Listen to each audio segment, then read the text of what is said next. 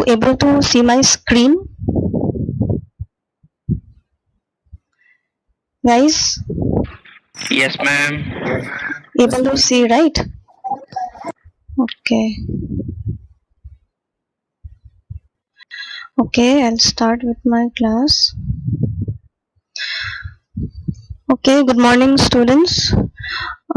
So yesterday we discussed on some very basic concepts, say like brightness, yes, brightness, then brightness and adaptation. That is, we discussed on how the human visual system is able to perceive different intensities or levels of brightness under a given set of conditions, right? Even we discussed on brightness adaptation levels. That is, there are some levels up to which only the human eye is able to perceive the brightness, then simultaneous contrast, then subjective brightness, then Mach bands, how Mach band is related to simultaneous contrast, and then we discussed on three principal sensor arrangements, right, and a bit on color fundamentals. Okay guys, just give me 1 minute, okay?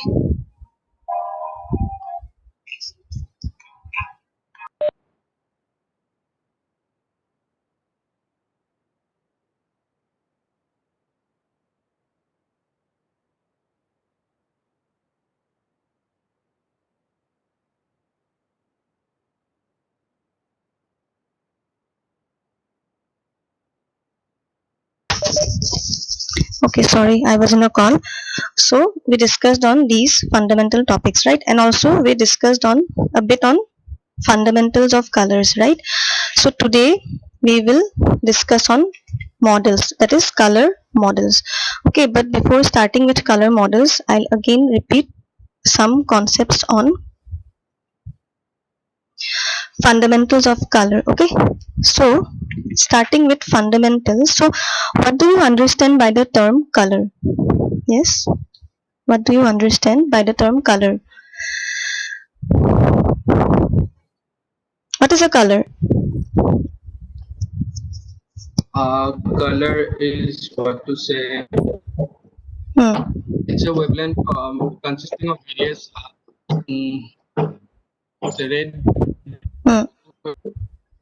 green, means red, blue, and consisting of red, blue, and green images are known as colored images, or like that. Okay, so basically you are trying to say that color depends on wavelength, right? So different every color will have different wavelengths, and accordingly you are saying that we have three primary colors, that is red, green, and blue, right? Yes, it is correct. So color of a light, it is determined by its wavelength, that is we are comparing color with a light here, okay? And any object, it absorbs and reflects light energy wavelengths, okay? That is, we perceive a lot of objects around us, right? So each and every object will absorb and also reflect different wavelengths of light energy, okay? So the wavelengths will be different for different objects, okay? Then the perceived color of an object, it is determined by the wavelength. That is, okay, what is wavelength? When we say wavelength, we mean that the distance between corresponding points of two consecutive waves, right? So wavelength means waves. That is, it is the distance, or it is the distance between two corresponding points of consecutive waves, right? So when we are saying about an object, it is saying that an object is emitting some color, okay? And whatever color it is emitting, that color is perceived by the human eye, and that color again is determined by some wavelength. That is how the wavelength of the light that is reflected from the object, okay? Then it is saying that the object that absorbs the light energy at all wavelength, it looks black to the perceiver. That is, we have an object, that object may either absorb or either reflect light energy at wavelengths. Yes, so if that object absorbs light energy at all wavelengths, then the human eye will see a black color. Yes, and if the if another object or that object itself reflects light energy at all wavelengths, then that object will look white to the human eye. Okay, so it all depends on the human eye, that is how the human eye is able to perceive, and also it depends on the wavelength emitted by the object. And how it is emitted, the wavelength, it depends on the light, that is it depends on the light emitted from the object or the source. Again, we have two types of light. One is achromatic and the other is chromatic. So achromatic light, we have two types, that is we have two colors, that is black and white only, and also you can consider the shades of black and white and also the gray shades. Okay, remember Mach bands, yesterday I explained. So if you remember that image, you can keep in mind what is achromatic light. Okay, then we have another type of light, that is chromatic light. So chromatic light means the colors other than black and white and also their shades. Okay, so next is we have three basic quantities which is used to describe the quality of a chromatic light source. That is, when we are talking about an object, that object is emitting some radiation, and because of that we are able to perceive the different intensity or brightness of that image. Yes, but we have to describe the quality, that is the object is also emitting some light which has some qualities, and that quality has or can be described by taking into account three basic quantities, that is one is radiance, the other is luminance, and the other is brightness. Okay, so radiance means that we have a source. Okay, we have a source of light, so that source is emitting some light, and that amount, that is the source is emitting some light in the form of energy. Okay, in the form of energy, so wavelength, energy, so these are all related to each other. Okay, so radiance is nothing but the energy or the amount of energy that flows from the light source, that is the source is emitting some light in the form of energy, and this energy is measured in watts, that is the unit of measurement is watts, that is capital W. Then we have luminance. So what is luminance? So luminance is nothing but it is a photometric measure. Okay, it is a photometric measure of the luminous intensity per unit area of light traveling in a given direction. Remember yesterday we had that simultaneous contrast. Yes, brightness and adaptation, one image I explained, right? So luminance, it is measured in lumens, okay, or small lm. So measurement of luminance is lumens, that is it gives a measure of the amount of energy an observer is perceiving from a light source. Okay, that is the it depends on the observer, that is it depends on the human eye as to what amount of energy it is perceiving from the light source, and that amount of energy is explained with the help of the term luminance. Yes, and finally we have the third term, that is brightness. So brightness, we know brightness, there is no proper definition for brightness, that is we don't have a solid base or definition for brightness. So brightness is nothing but it is a subjective descriptor, that is subjective descriptor means it is the description by looking at the subject. Okay, whatever whatever information the human eye is perceiving or gathering by looking at the image, so that is brightness, and it is practically impossible to measure. So when we say brightness, what do we mean? We say the color is very bright, the color is very light. Yes, so we just describe it in terms of dark and light. Yes, so that is nothing but brightness of an image. Okay, then according to Newton, he demonstrated that color is a quality of light. Yes, so because color is a quality of light, therefore we have to know what is light. Yes, but we don't have to know all the things about light, we just have to know that light is nothing but it is a form of electromagnetic radiation which has two properties. Yes, it has two properties, that is it has properties in common with both waves and particles. That is, whatever properties waves and particles are emitting, those properties are consisted in light as well. That is, the light has the same properties as waves and particles. And waves means nothing but they are talking about the energy and wavelength.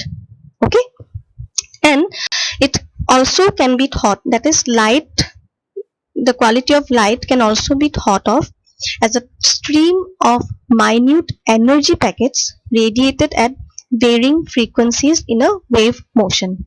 Okay, remember what is frequency, guys? What is frequency? You remember what is a frequency?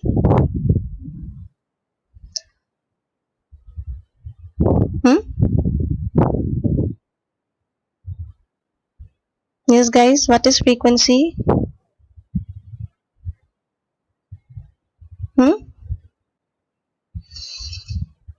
Okay. 1 second. Another Occurrence of event after unit time. Okay. 1 second. Okay. So the light energy, or the quality of light, can be thought of as some stream of minute energy packets which are radiated at varying frequencies. And frequency, you know now, which in a wave motion. Okay, frequency we will come across again in terms of waves. Okay, so we to know the quality, to know the concept of color, we have to know what is light, and these are some basic concepts about light. That is, light is nothing but it is some electromagnetic radiation which possesses properties common with waves and particles. Okay, then we have again, any given beam of light has specific value. See, one topic is one topic has some other subtopic, again that subtopic is having subtopics. Okay, so don't get confused. Okay, so now we spoke on color. Color has some properties. Now what it is saying, that any given beam of light, we are talking about light now. Okay, so any given beam of light has again some specific values. And what specific values it has? It has specific values of frequency, wavelength, and energy associated with it. So talking about frequency. Okay, so what is frequency in terms of light? Okay, so frequency is the number of waves that is passing a fixed point in space in a unit of time, just now as you told. Okay, and this is commonly expressed in units of hertz. That is, measurement is hertz, and 1 hertz equals to 1 cycle per second. So these concepts are nothing but, these are some basic concepts which you have to keep in mind. That is, what is energy, what is wavelength, what is frequency, okay, what is luminance, what is brightness, what is radiance. So these all terms are almost similar, but you have to remember the unit of measurement. Okay, so frequency is nothing but it is a number of waves which is passing a fixed point in space in what?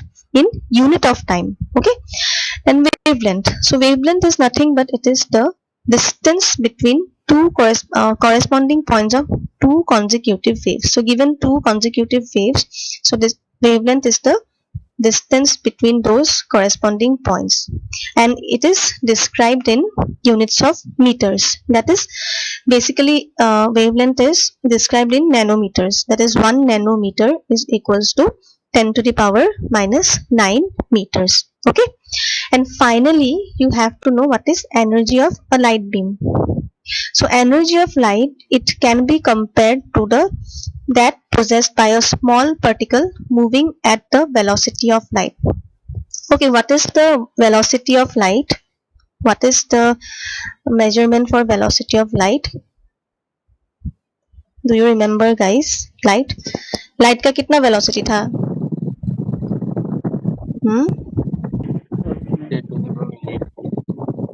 3 into? Okay, 3 into 10 to the power 8. And what is the unit?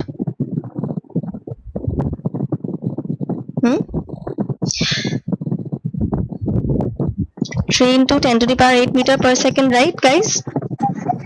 Meter per second.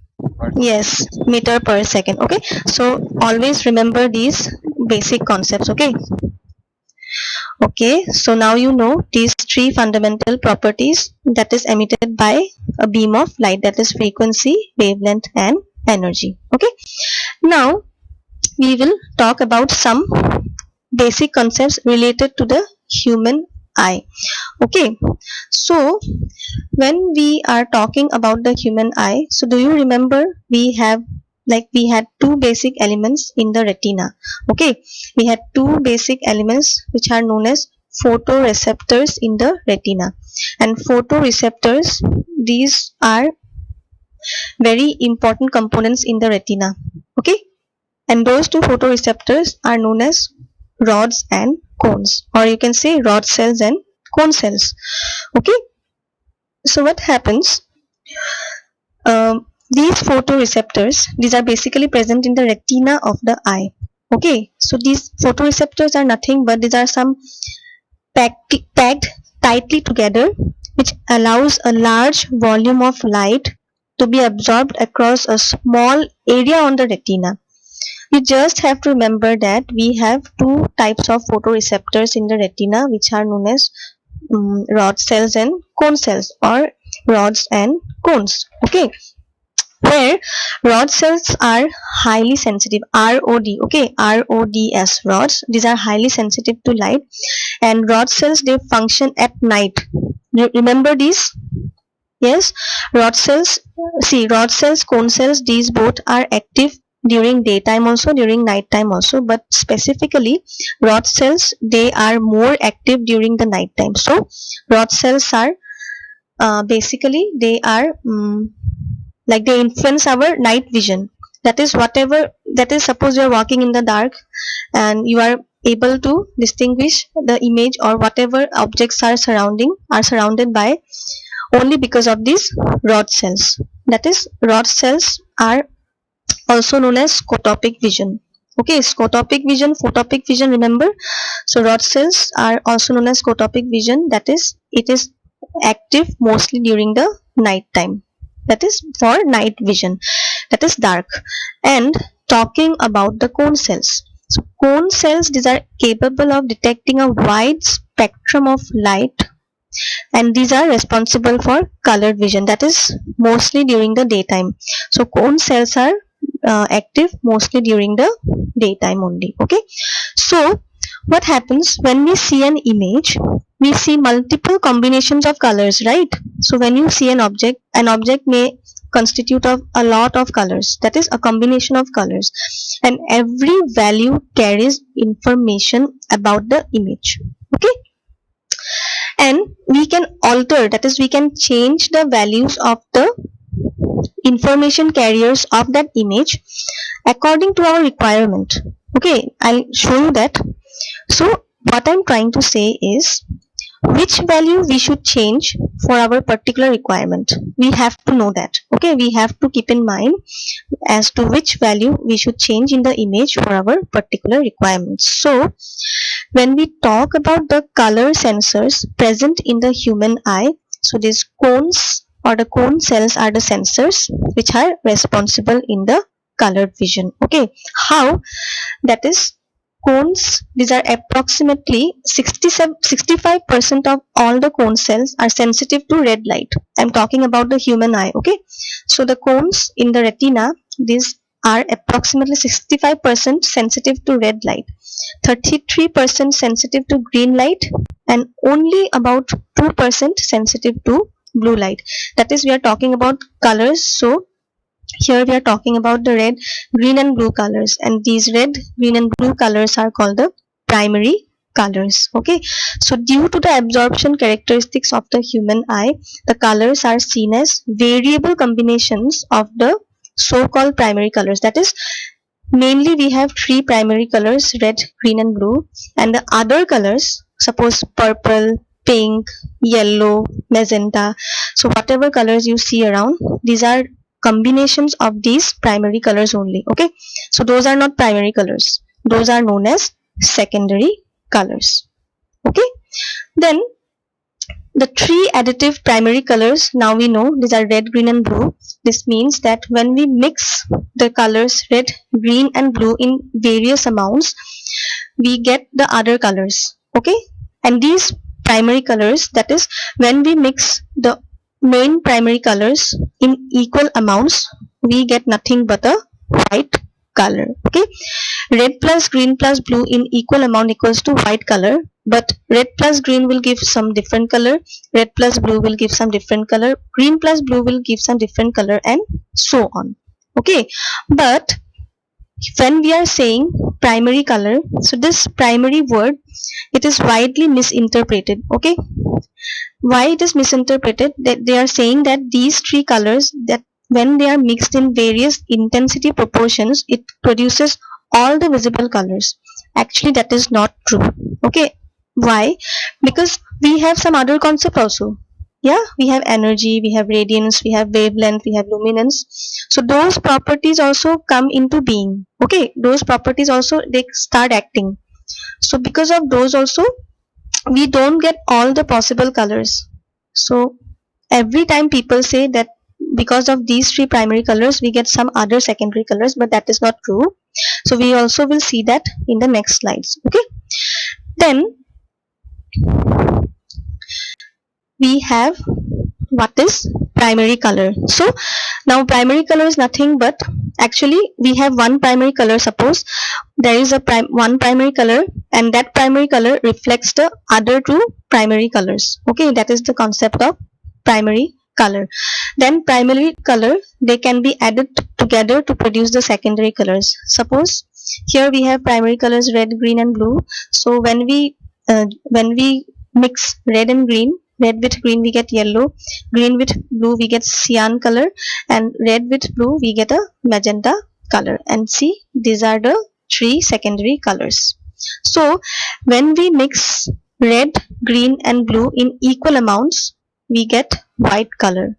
Remember that. Okay, but when we mix the secondary colors, suppose yellow, magenta and cyan, we get a black color, totally opposite.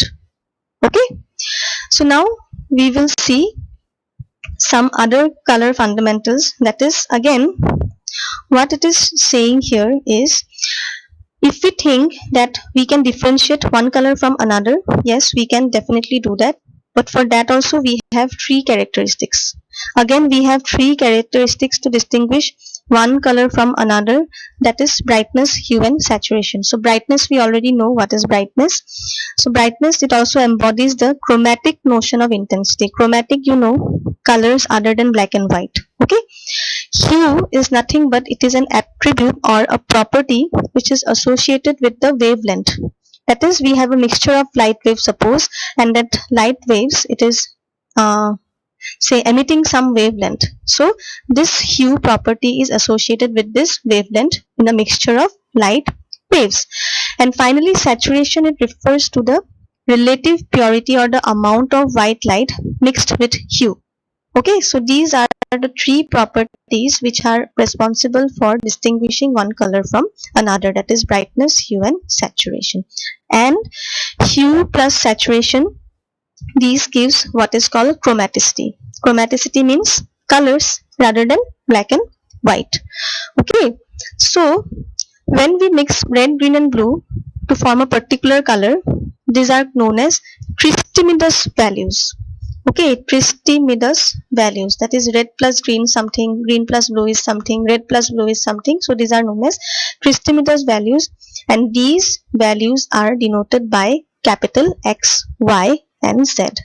Okay, so when we try to specify a color, so it is specified with the help of trichromatic coefficient. Trichromatic coefficients means we have three coefficients here, which is defined as small x, small y and small z. So small x, here x is dominant, y is dominant, z, here z is dominant, and they are taking the coefficients of x plus y plus z as the denominator.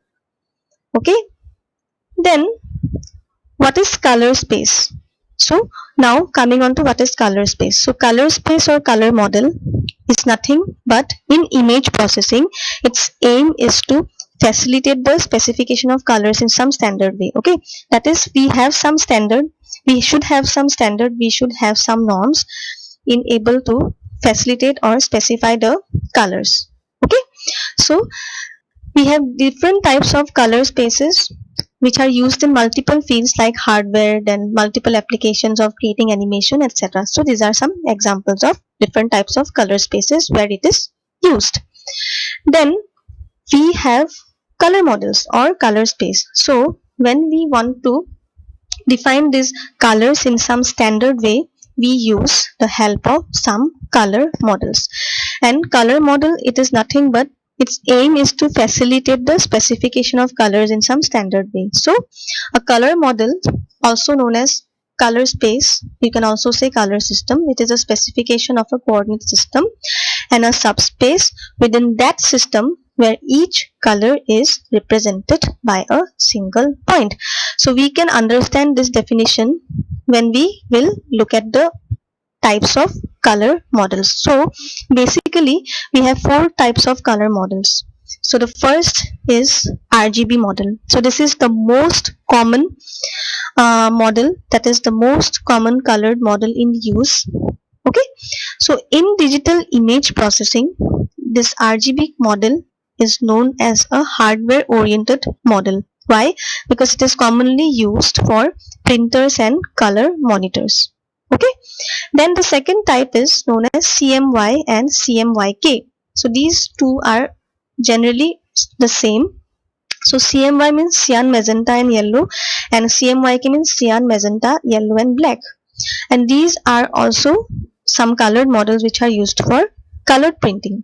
Okay, then we have HSI or hue saturation intensity model, and this deals with the colors as the humans interpret, that is whatever the human eye is trying to perceive from an image, so that is also identified with the help of this HSI colored model. And lastly we have the YIQ colored model, which is also known as luminance, in phase and quadrature model. Okay, so going on to the first type. Okay, just check. The first model is the RGB colored model. So what did I say? What is RGB? I mean, what is a colored model? So a colored model is nothing but it is a, you can also say it as a color space or color system. It is a specification of coordinate system. So this is a 3D system, that is X, Y, Z.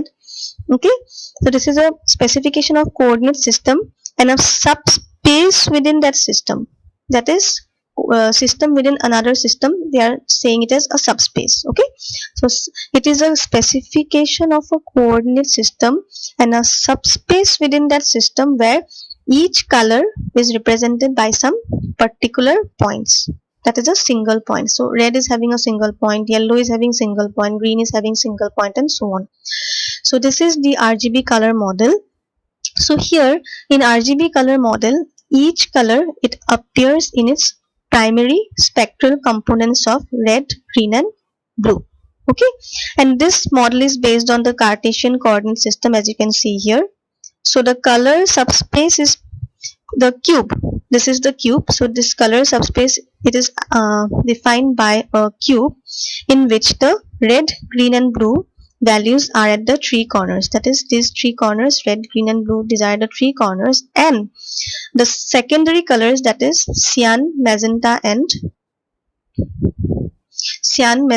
blue, so these secondary colors are at the other three corners of the cube.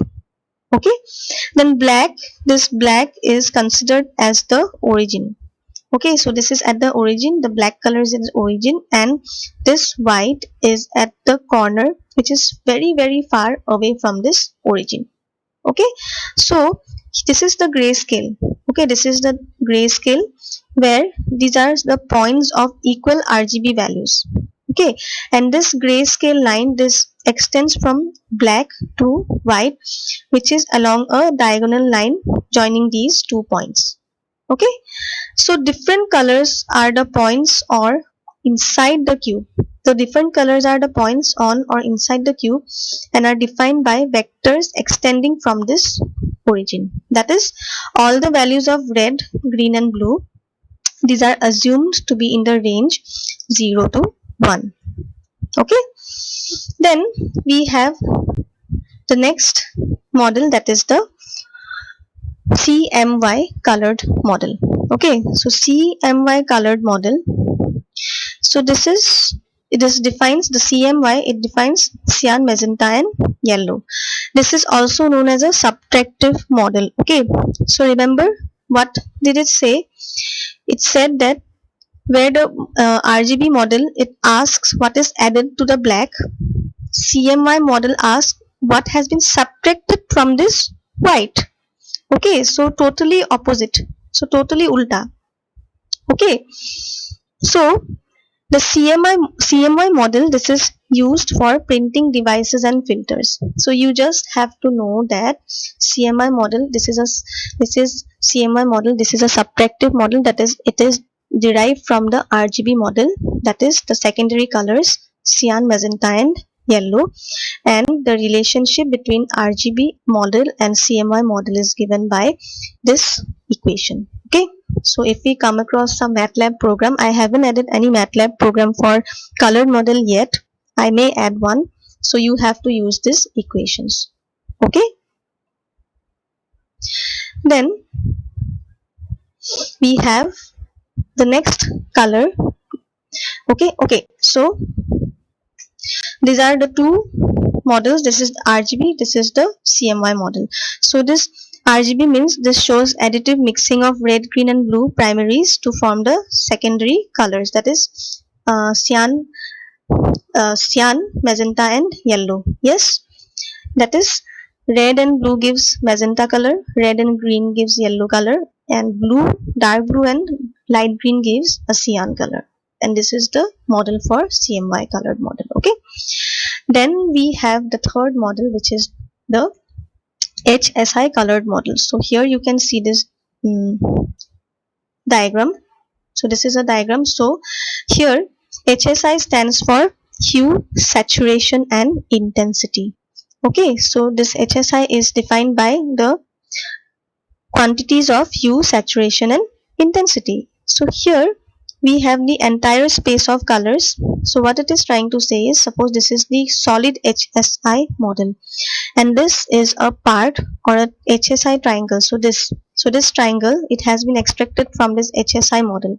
This has been extracted from here, and here it is trying to explain the three concepts: hue, saturation and intensity. Hue, so hue here is measured from the red color.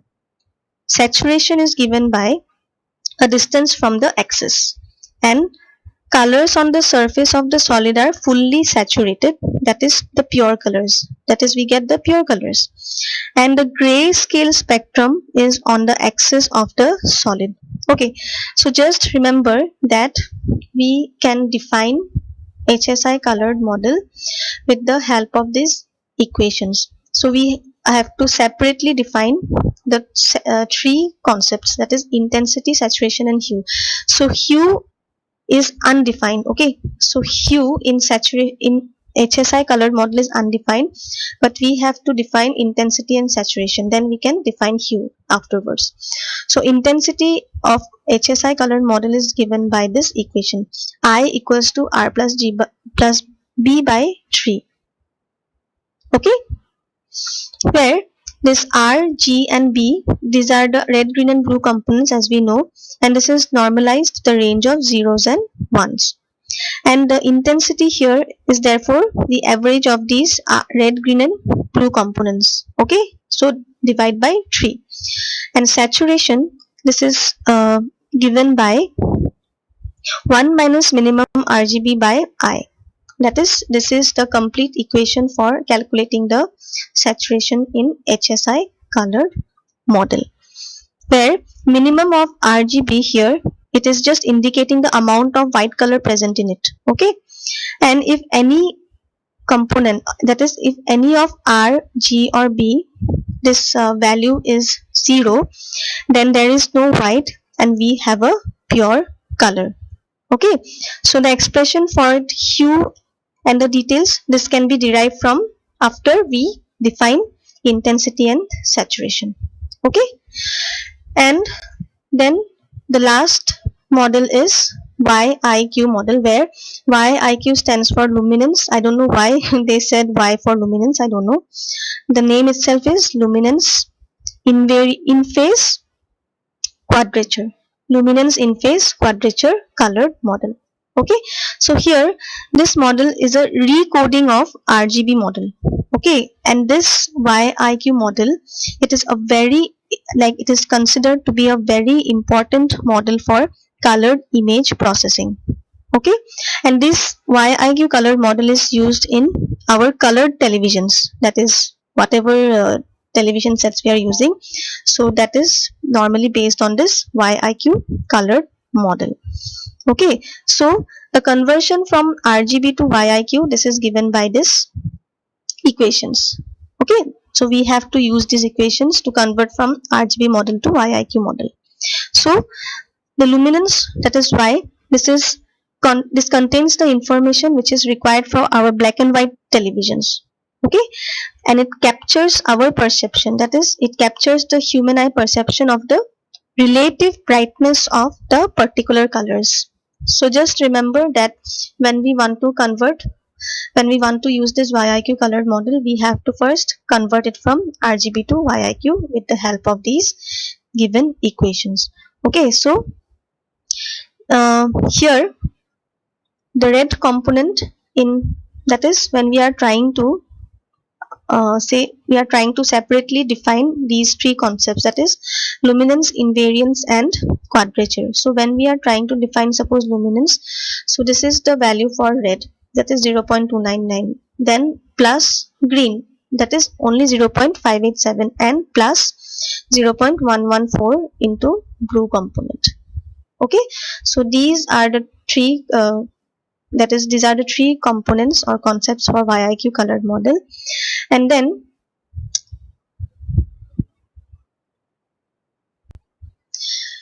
this is the model for YIQ colored model. So this is a colored image, this is the intensity image, this is the luminance image. So what it is trying to say is, so this is image A. Okay, suppose this is the image A, this is a color, some test pattern, that is we have a strip of horizontal patterns, that is we have horizontal strips of black, blue, green, cyan, red, magenta and yellow.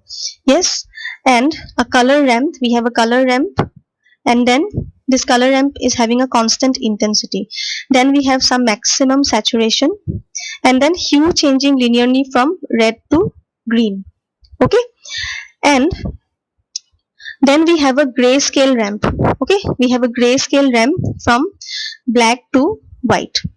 And then this image, this is showing the intensity for the image A, that is intensity is described from this colored image. And then finally image C is showing the luminance.